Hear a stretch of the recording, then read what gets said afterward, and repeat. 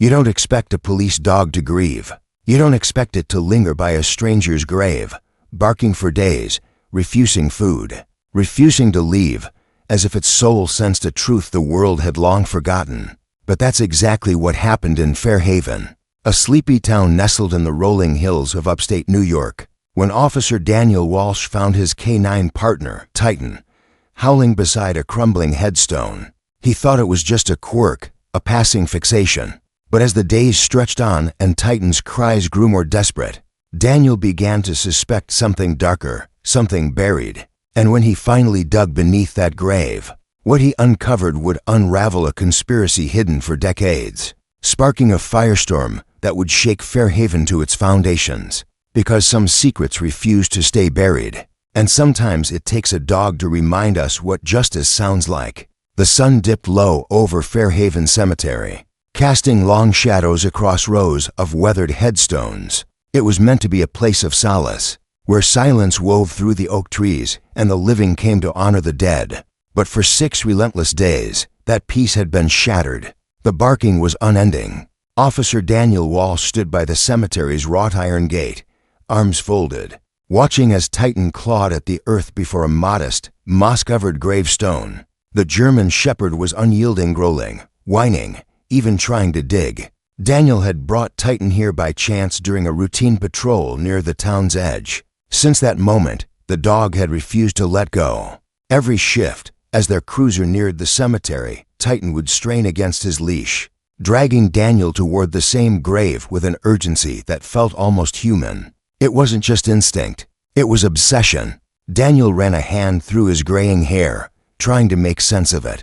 Maybe something was buried nearby, a bone, a scent, perhaps even contraband. Titan was trained to detect narcotics, explosives, and human remains. But this wasn't his usual alert. This wasn't detection. This was desperation. The grave belonged to a woman named Eleanor Hayes, who died 4 years prior. The town records listed no cause of death, just a date, a small funeral, and a headstone no one visited until now. Daniel knelt beside Titan, resting a hand on the dog's trembling flank.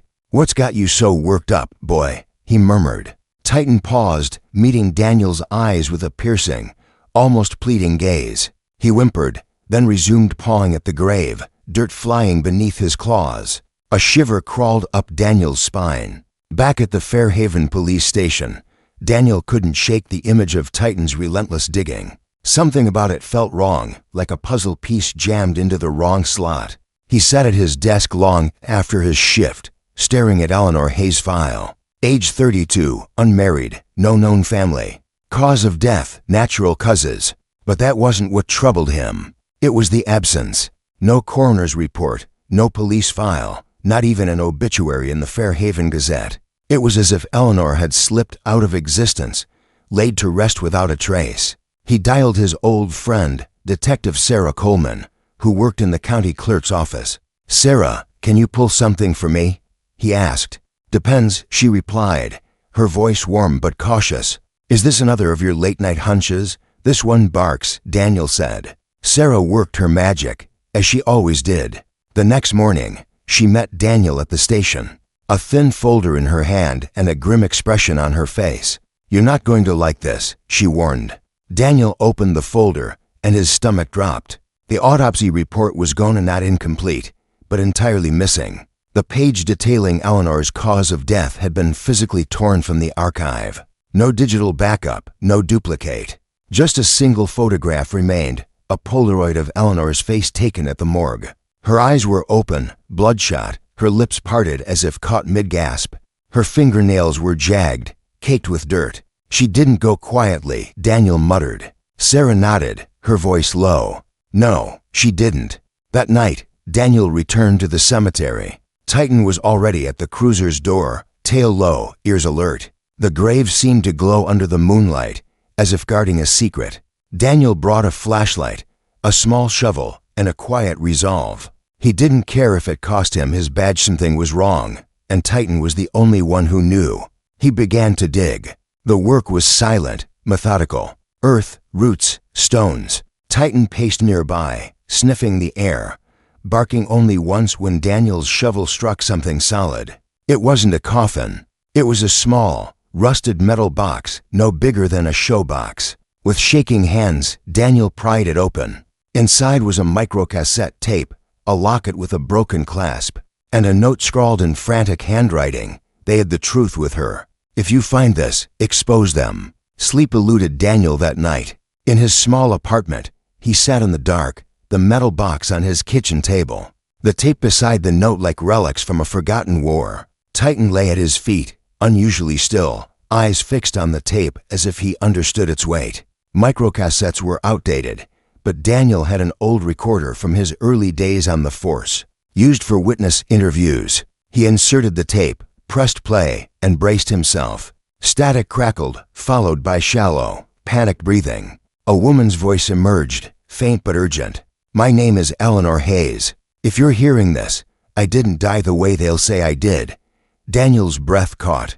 The voice was raw, terrified, as if she were hiding. "They came for me," she continued, her words broken by sobs. "I saw what they were doing, what the town is hiding. The children, the tests, he buried it all. I tried to stop them, but someone inside knew.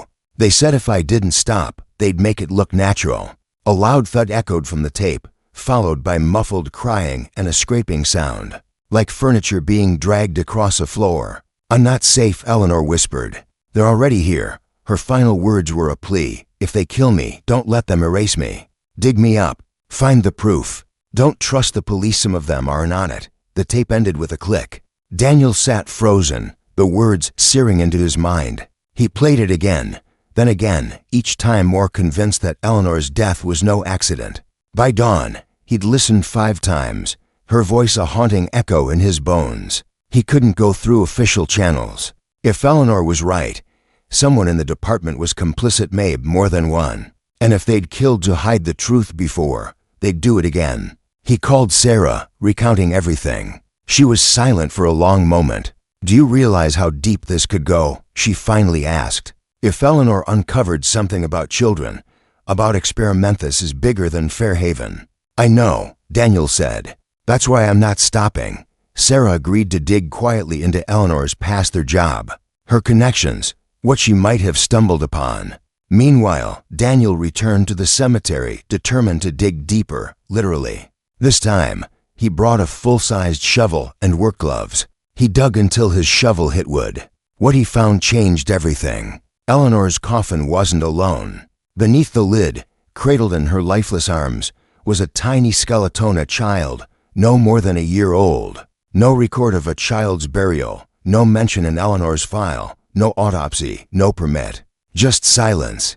Daniel fell to his knees, his breath stolen. Titan growled low, pacing in circles. This wasn't just murder. It was erasure. He called Sarah, his voice trembling. "There's a child in her grave. A baby, unmarked, like they wanted it gone." Sarah didn't respond immediately. When she did, her tone was icy.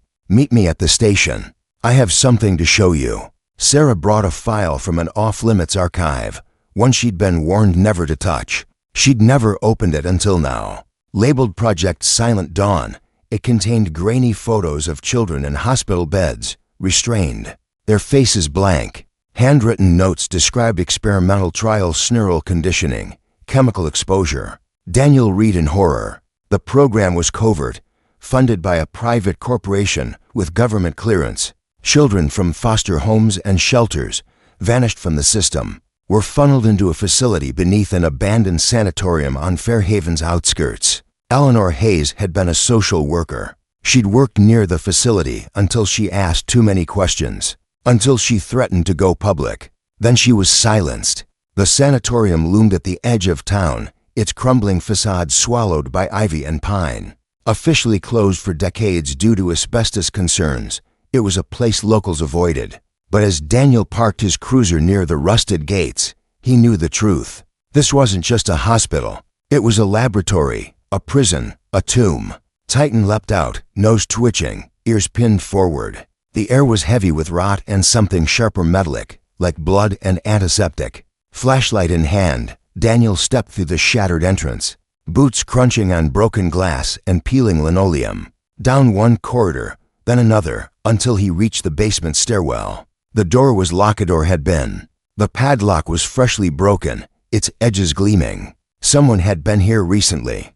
Gripping his service weapon, Daniel nodded to Titan. The dog's hackles rose, tail stiff. They descended into darkness. The basement reeked of fresh death, not the stale decay of years past. The hallway stretched ahead, lined with rusted doors and flickering fluorescent tubes. Halfway down, Titan froze, teeth bared, and barked twice. Daniel approached an unmarked door, its hinges corroded but slightly ajar. He nudged it open with his boot.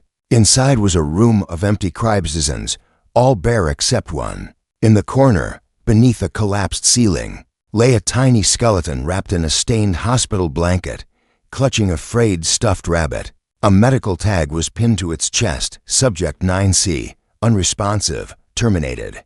Daniel stumbled back, bile rising. He couldn't breathe. Titan whined, circling the crib, then barked sharply at the far wall.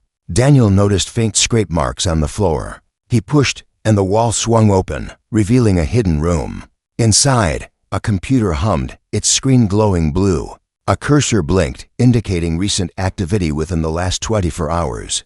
Daniel scrolled through folders, test group, juveniles, neural protocols, subject disposals, staff breaches. He opened the last one. There it was, Eleanor Hayes, unauthorized access to restricted data, termination authorized by oversight. His hands shook. They hadn't just killed her, they'd orchestrated it, buried her with the evidence they feared. He copied the files to a flash drive. Suddenly, a faint click echoed behind him. He spun, catching a shadow darting through the corridor. He and Titan gave chase, but the figure vanished.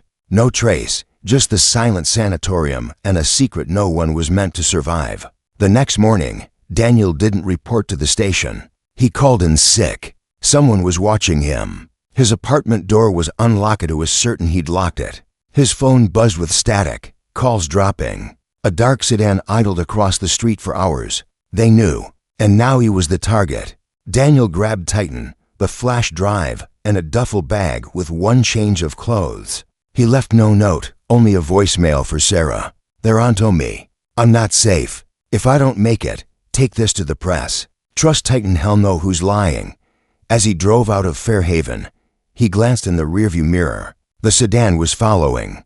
But Daniel had a plan. They wouldn't bury the truth this time. He knew every back road in the county, gravel paths where GPS failed, where cell signals died. He veered off the highway, tires crunching through the dense woods of Blackthorn Ridge. The sedan trailed, but Daniel was ready. He made a sharp turn, then another, cutting his lights and easing into a thicket of pines. He waited, Titan silent beside him. Headlights sped past, to fast, to careless. Gone. Daniel exhaled.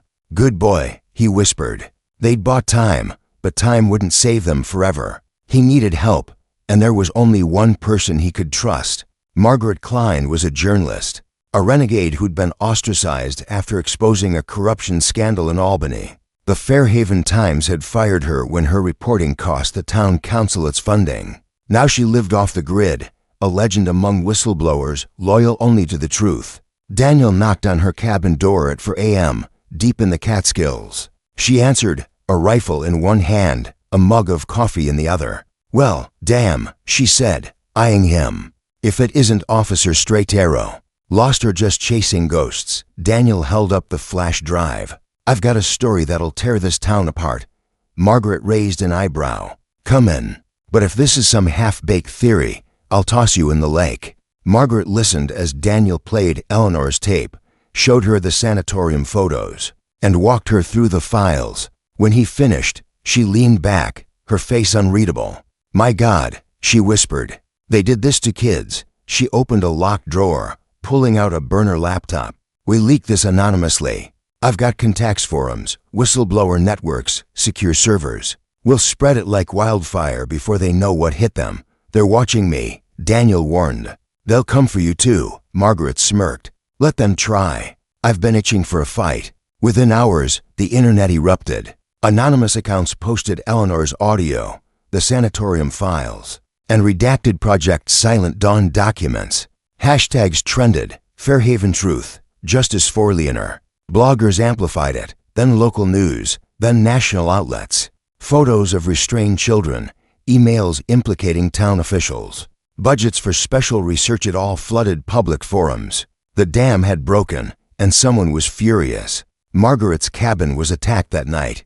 Daniel had taken Titan for a walk by the lake when an explosion lit up the sky. Flames devoured the cabin, windows shattering. Margaret dove out a side window, coughing, clutching a hard drive. "They're done playing," she gasped.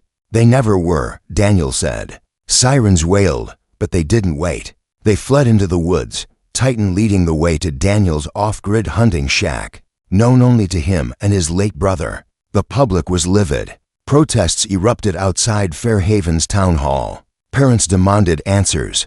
Leaked names pointed to council members, health officials, and police supervisors tied to Silent Dawn.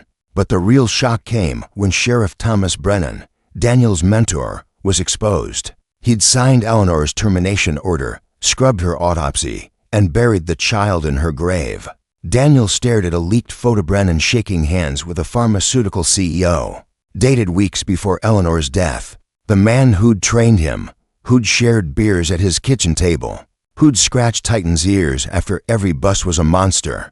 Daniel's hands trembled as he turned to Margaret. He was there the night Eleanor died. Called it a heart attack, cracked jokes about stress. Titan whimpered, sensing his partner's rage. Margaret leaned forward. They hid one child to cover their tracks. What if there are more? What if Eleanor wasn't the only one who tried to speak out? The truth was sinking in. This wasn't just a cover-up. It was a machine, grinding down anyone who dared to expose it. The weight of Sheriff Thomas Brennan's betrayal pressed on Daniel Walsh like a stone. The man who'd pinned his badge, who'd toasted his promotions, had buried a child to protect a secret. Fairhaven, once a quiet haven, now pulsed with rage as the truth of Project Silent Dawn spilled across the internet. Protests choked the streets, and the names of complicit officials, council members, health directors, and Brennan himself were shouted from megaphones. But Daniel knew the fight was far from over. The shadow network behind the experiments, the ones Eleanor Hayes had died to expose, was still out there, and they were closing in. With Titan by his side, Daniel and journalist Margaret Klein hid in an off-grid hunting shack, planning their next move. The truth had sparked a fire, but it would take more than leaks to bring justice. It would take a war. The shack, tucked deep in the Catskill Pines, was a relic from Daniel's childhood, a place he and his late brother had used for fishing trips. No electricity, no signal, just a wood stove and a roof that barely kept out the rain. Daniel sat on a creaking cot, the flash drive from the sanatorium glowing faintly in his hand. Margaret hunched over her burner laptop, her fingers flying as she sifted through the latest leaks. Titan lay by the door, ears twitching at every rustle in the woods. "We've got more names," Margaret said, her voice low. A nurse, a janitor, a lab tech vanished after working at the sanatorium. All ruled accidents or suicides. Daniel's jaw tightened. "Like Eleanor," Margaret nodded. "Exactly like Eleanor." The leaked files, labeled silent orders, painted a chilling picture. Over a decade, at least 6 whistleblowers had been silenced: drownings, car crashes, overdoses. One name stood out: Carl Dempsey, a security guard at the sanatorium. He'd gone missing 3 years ago, his kayak found capsized in Lake Belmont. No body, no investigation. Daniel remembered Carl Quiet, always chewing gum, a guy who'd slipped Titan treats during patrols. "They've been cleaning house for years," Daniel said. "Anyone who got close to the truth." Margaret looked up, her eyes sharp. "And now we're the loose ends." Daniel knew she was right. The firebombing of Margaret's cabin was no warning, it was an execution attempt. Whoever was behind Silent Dawn wasn't just covering tracks, they were erasing lives. The files mentioned a group called the Lattice, a network of ex-military contractors, biotech executives, and corrupt officials. They operated in shadows, funded by black budgets, their experiments on children shielded by layers of bureaucracy. Eleanor had been their first major breach, but Daniel and Margaret were now the biggest threat. "We need more than leaks," Daniel said. "We need Ellie's people who can't be bought or scared." Margaret agreed but warned, "The deeper we go, the dirtier this gets. The Lattice has tendrils everywhere, FB, DOJ, maybe higher. Daniel looked at Titan, who lifted his head, eyes steady. Then we move fast and loud. They can't kill a story the whole world's watching. Their plan was risky. Amplify the leaks, force public pressure, and recruit trusted outsiders to dig up more gravis literal and figurative. But first, they needed someone with leverage, someone who knew Fairhaven's underbelly. Daniel thought of retired Detective Evelyn Harper, his old training officer. She'd always distrusted Brennan, calling him too smooth for a small-town cop. If anyone could help, it was her. They drove to Evelyn's farmhouse under cover of night, Titan alert in the back seat. The roads were empty, but Daniel's nerves hummed. Every headlight felt like a predator. Evelyn answered the door in a flannel robe, her gray hair pulled back, a .38 revolver in her hand. "You look like hell, Walsh," she said, eyeing Titan. "And your dog's got that same damn look he had when he sniffed out that meth lab in '09. Daniel didn't waste time. He laid out every Thingeliener's tape, the sanatorium, the child's skeleton, Brennan's betrayal. Evelyn listened, her face hardening with each detail. When he showed her the Silent Dawn files, she cursed under her breath. "I knew Brennan was dirty, but this is a goddamn abyss." Evelyn agreed to help but insisted on one condition: we do this clean. No leaks without proof, no moves without backup. If the lattice is as big as you say, they'll bury us in lawsuits or worse. She had contacts, shredded cops, a forensic pathologist, even a hacker who owed her a favor. Together, they formed a small, tight circle, calling their effort Operation Beacon. The goal was simple: expose the lattice by exhuming Eleanor's grave legally, and linking the child's remains to the sanatorium. But the courts were slow, and the lattice was fast. When their request for exhumation was denied, Margaret took it public. She streamed live from Fairhaven Cemetery, her platform reaching 3 million viewers.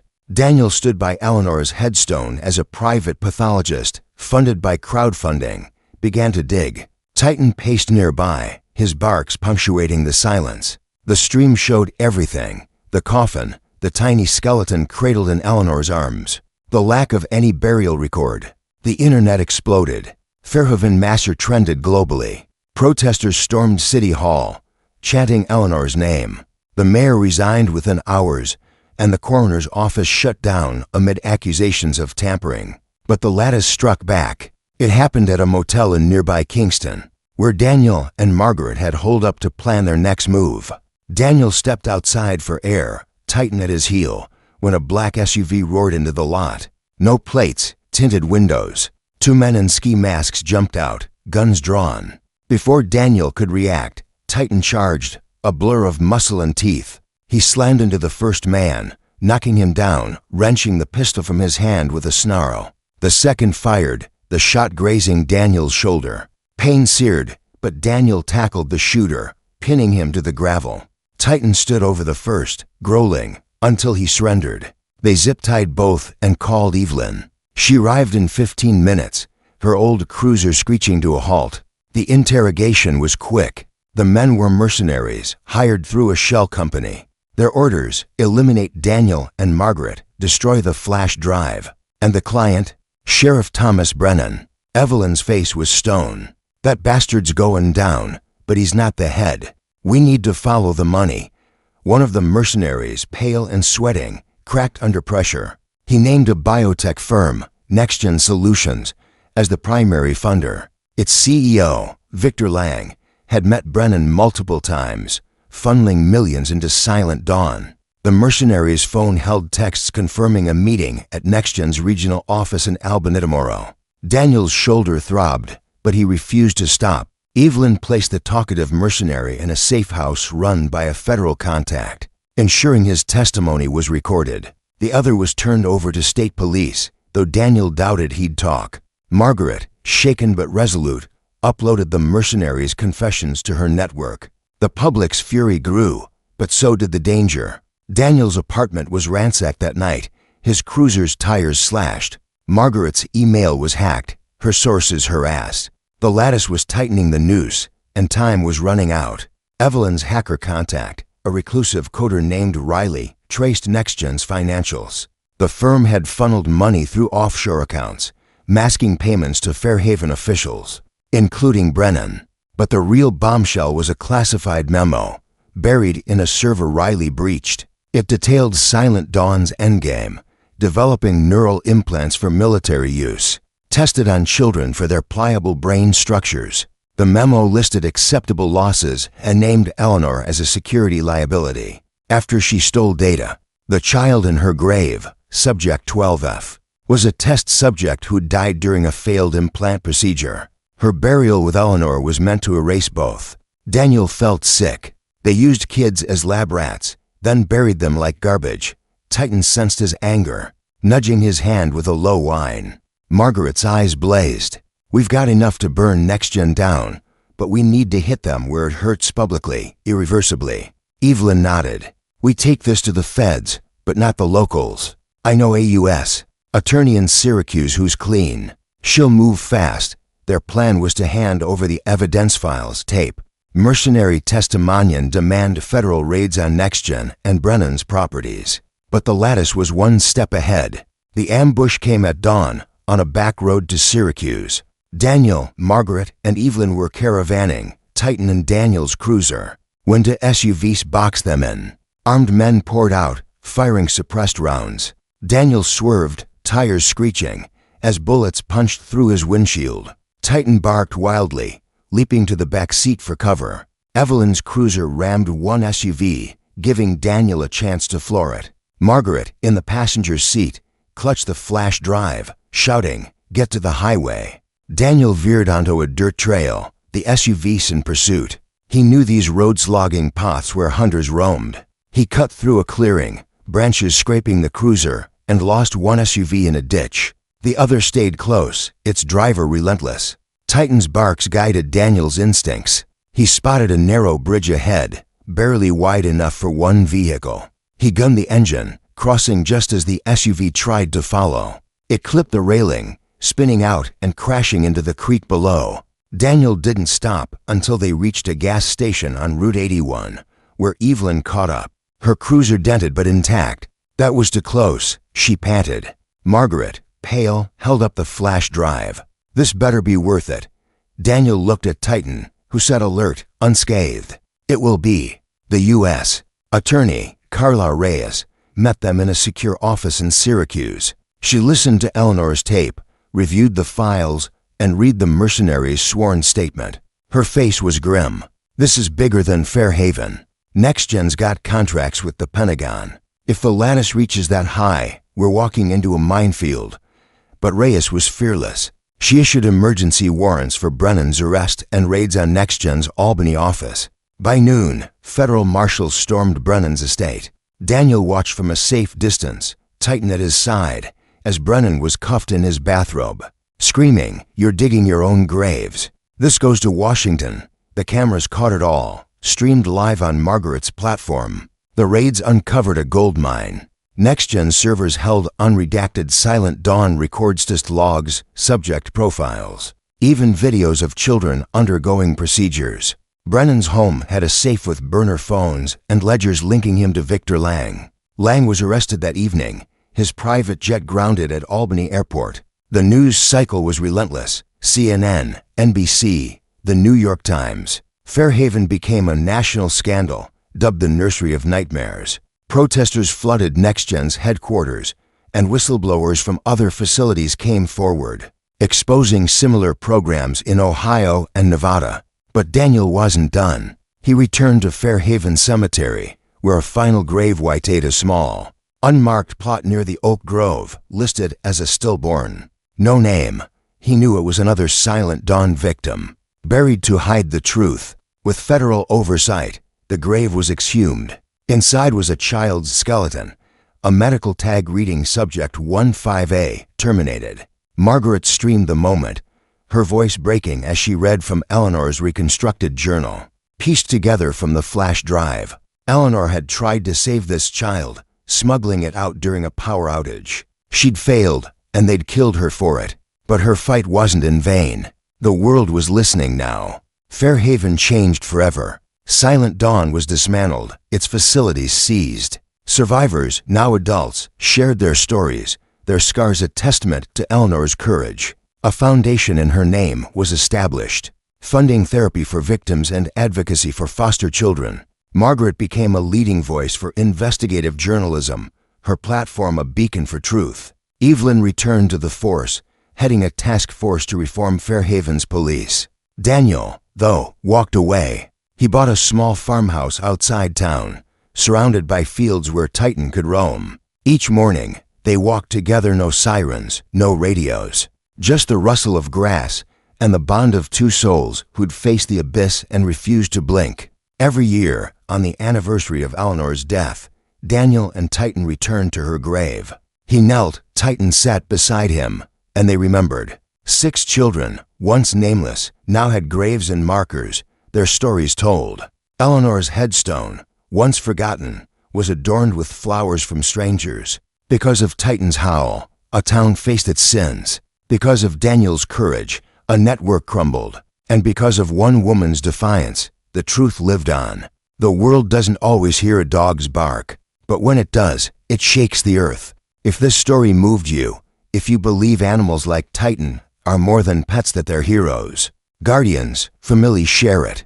And in the comments below, tell us what you think about the violence and injustice exposed here. Should those like Brennan and the Lattice face harsher punishment? Can a system this broken be fixed? Take a stand, share your voice. Because out there, another truth is waiting to be heard, and someone needs to listen.